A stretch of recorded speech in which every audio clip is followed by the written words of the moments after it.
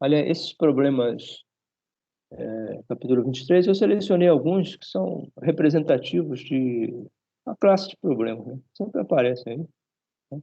Então, esse aqui em particular, capítulo, problema 2, parecido com o que a gente fez no exemplo 2, exemplo 4, tá?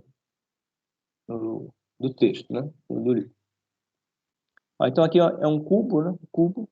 Aqui é mostrado o cubo com as, os vetores de área, né? As 6 faces, né? E o campo é um campo aqui supostamente meio complicado, ó. 4i, em termos unitários, né? 4i, ó, menos 3. Aí, entre parênteses, y2 mais 2, j. Tá? Então, campo em newtons, tá? Y em metros. Então, ele atravessa esse cubo gaussiano que tem 2 metros de aresta. Tá? Então, esse comprimento aqui, qualquer desses comprimentos, 2 metros. Tá? Posicionado dessa forma, então. Aí quer saber aqui como foi feito naquele exemplo. O fluxo elétrico através da face superior, face inferior, esquerda, esquerda e traseira. Tá? E o item é somar isso tudo, ó, fluxo total. Tá? Esse aqui é bem direto e parecido com aquele que a gente fez. A única complicação é que tem uma coordenada aqui ao quadrado, tem que tomar cuidado com ela. Ele não é uniforme, tá? Ele é um fluxo que depende. Então, ele cresce muito em y, né, para distâncias grandes de y. Tá? Para y próximo da origem, isso aqui desaparece, ele fica uniforme.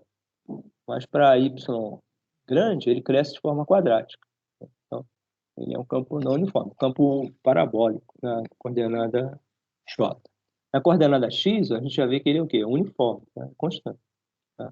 Isso aí facilita as contas. Então, ó, aí começou aqui pela face superior, esse aqui, ó. Face superior, dA está para cima. Aí, em termos de unitário, dA vetor é o dA módulo, né, vezes o J unitário. Tá? Então, como é que fica o campo aqui? Ó? Só substituir aqui. Tá? Aqui não muda, né? Aqui vai dar y nessa posição superior, essa posição aqui. Foi dito que a aresta é 2, ó, então y aqui vale 2. Nessa posição aqui, ó, toda essa tampa, y vale 2 metros. Né? Então aqui vai ser 2 ao quadrado 4, mais 2, 6, vezes 3, 18, com sinal negativo, menos 18. Então é o que foi feito aqui. Então ficou 4i menos 18j. Então, é o campo que ocorre nessa face superior. Agora, o fluxo dele é só calcular a integral, tá? A integral de superfície é dA. Aí substituiu aqui o campo que a gente obteve em cima, né? Campo, né? Vezes o dA em direção J. E aqui se faz o produto escalar, que vocês lembram que, como eles são unitários ortogonais, vocês lembram que se multiplicar o unitário por ele mesmo dá 1. Agora, se multiplicar um unitário por qualquer outro, o produto escalar dá 0. Tá?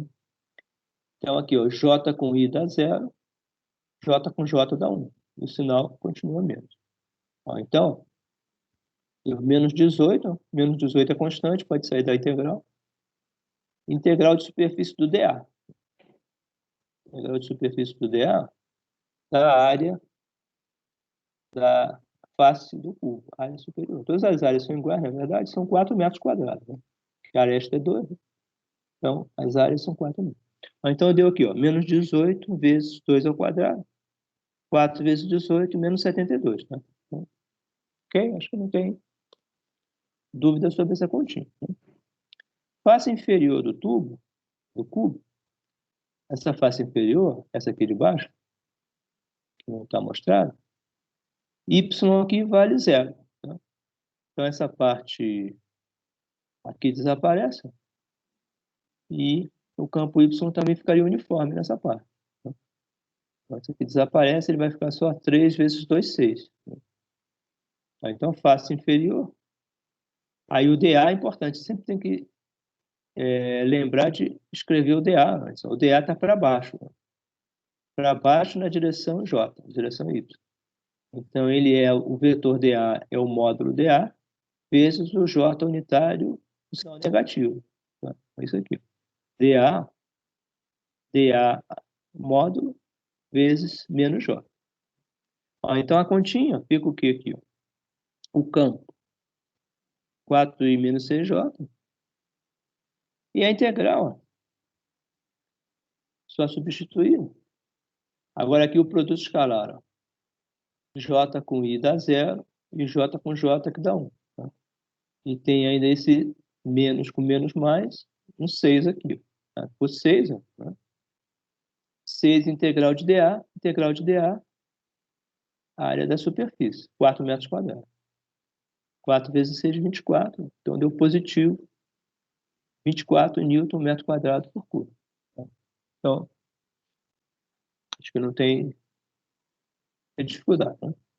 A face esquerda do cubo, o dA vai ser o quê? Ó? Vai ser o módulo vezes menos I. Né? Então, a face esquerda vai ser o módulo ó, vezes menos I. E o campo na face esquerda,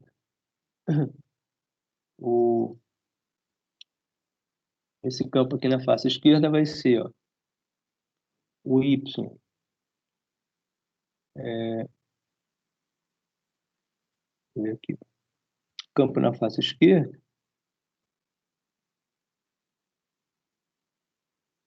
O campo na face esquerda ele nem colocou aqui o resto que não interessa. Ó.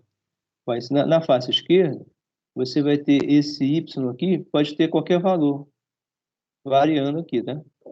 O Y pode estar variando de 0 a 2, tá? Face esquerda. Mas ele está variando da forma perpendicular ao vetor de área, tá? Então ele nem calculou aqui, ó, face esquerda.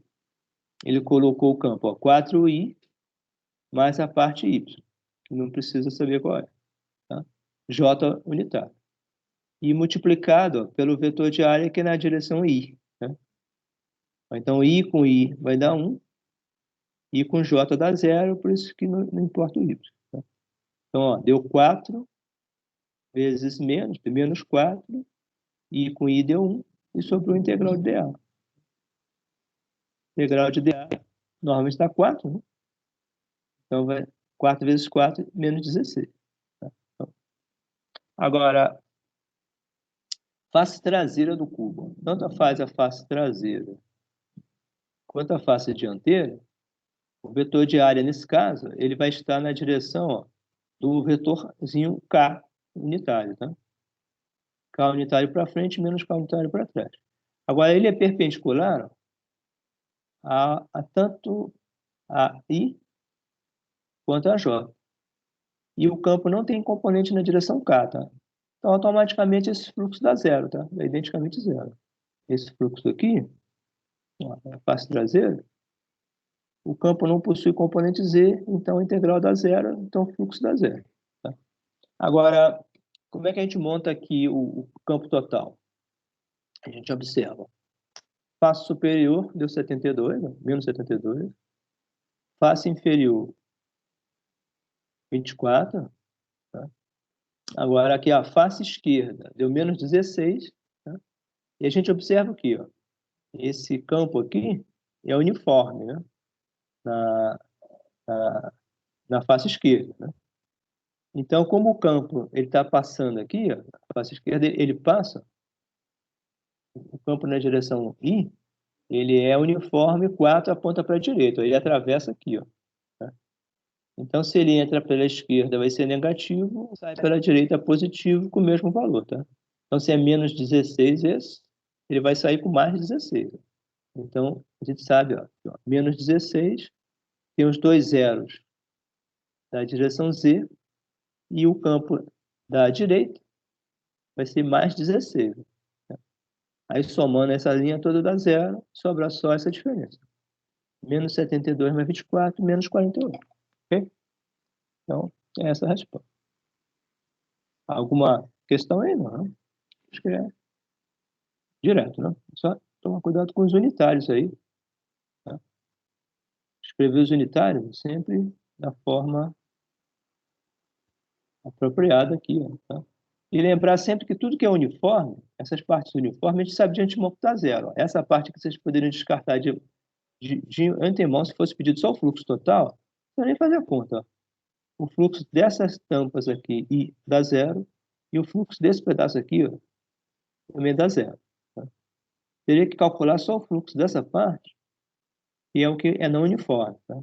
Então, ele entra e sai de forma diferente, e isso implica que pode ter alguma carga dentro. Olha, cara, como o fluxo total é negativo, o que a gente conclui que tem dentro do cubo? Fluxo total negativo, pela lei de Gauss, a gente conclui o quê? Tem uma carga negativa aqui dentro do cubo. Tá? Então, tem uma carga negativa aqui, ó, e as linhas dela, as linhas totais dela vão estar entrando. Tá? As linhas vão estar entrando, tá? De modo que o fluxo total deu negativo. Então, a gente tem uma carga negativa aqui em alguma posição dentro do cubo. Ok? Uma pergunta. O problema 5, esse problema também já caiu para muitas vezes. Se o aluno não estiver prestando atenção, ele pode passar 2 horas aqui tentando fazer uma integração aqui violenta, mas não consegue. Tá? Então, tu quer saber, ó, uma carga positiva colocada na frente desse quadrado de lado D. Quer saber o fluxo através dessa superfície. Tá? Então, se vocês utilizarem as técnicas que vocês devem estar aprendendo no cálculo 3, vocês já chegaram, mas vão chegar lá na integral de superfície. Vocês vão ver que tem uma série de procedimentos matemáticos para vocês tentarem montar essa integral aqui de forma rigorosa. Tá? Calcular o produto escalar aqui do campo, o campo vai estar vazando pela superfície, de forma radial, né? Aí ele faz um ângulo aqui com vetor dA, né? Vocês teriam todo o trabalho para saber expressar isso em termos de algum ângulo aqui perto, né? Depois de definir a região de integração, integrar é um trabalho enorme isso. Agora, se a gente usar a lei de Gauss, isso aqui é trivial, tá? Então, a gente quer saber o fluxo sobre essa superfície, essa áreazinha, tá? Aí, o que você faz aqui? Pega esse cubo aqui e pega a área de superfície sendo a mesma área do problema, aquele mesmo quadrado, tá? Então, pega esse cubo aqui ó, e fecha ele aqui em cima. Traz o cubo e coloca ele aqui em cima, tá? Então, fecha esse cubo aqui, né? Fecha o cubo, né? E deixa a carga, ó, pega essa carga aqui e bota exatamente ó, no centro do cubo. Tá? Bota a carga no centro desse cubo. E aí a gente sabe o quê? A gente pode usar a lei de Gauss para a gente lembrar aqui, ó, epsilon zero vezes o fluxo total tem que ser igual ao quê? A carga acumulada. Tá? Agora, o fluxo total, nesse caso, a carga positiva, ele vai ser todo de saída. Tá? Todas as linhas estão saindo, né? Então, a carga no centro é a situação absolutamente simétrica. Tá? Então, o valor que der numa face vai ser o mesmo valor em todas as 6 faces. Tá? Então, a gente vai poder dizer o quê? O fluxo total é 6 vezes o valor do fluxo numa face. Por acaso, a face que a gente quer, ó, a face para baixo. Tá? Então, o fluxo total é 6 vezes o valor da face para baixo. Tá? Então, montando a lei de Gauss, como é que ficaria? Fica epsilon zero vezes, ó, 6 vezes o fluxo da parte de baixo é igual aqui. Tá? Então, o valor do fluxo dá o quê? Dá Q sobre 6 epsilon zero. Tá? Então, é trivial. Ó. O fluxo Q sobre 6 epsilon zero. Depois é só fazer a continha. Tá? Esse aqui já caiu algumas vezes em provas presenciais, aí o pessoal fica atrapalhado. Tá? E acaba não tendo essa ideia aqui, que a gente não dá sugestão nenhuma. Tá? Não dá essa sugestão. Mas aí o cara tem que imaginar, usar a lei de Gauss, né? Completar o cubo. Completando o cubo, o fluxo total dá 6 vezes o fluxo dessa. Então, o fluxo dessa, 1/6, né, do que seria resultante da lei de Gauss, o fluxo total. Ok?